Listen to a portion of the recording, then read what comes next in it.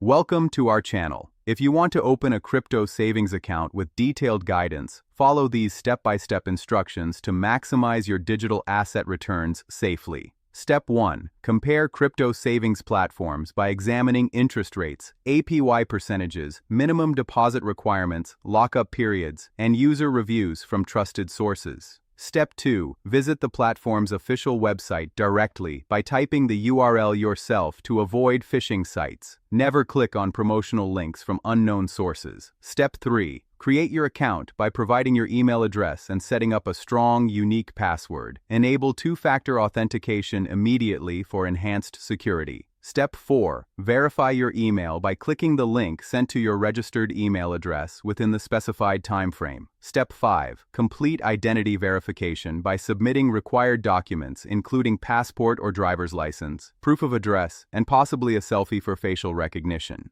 Step 6. Review the platform's terms of service, interest payment structure, withdrawal policies, and any associated fees before proceeding. Step 7. Connect your funding source by linking a bank account, crypto exchange, or external wallet. Some platforms allow direct credit card purchases as well. Step 8. Make your first deposit by transferring cryptocurrency to your savings account.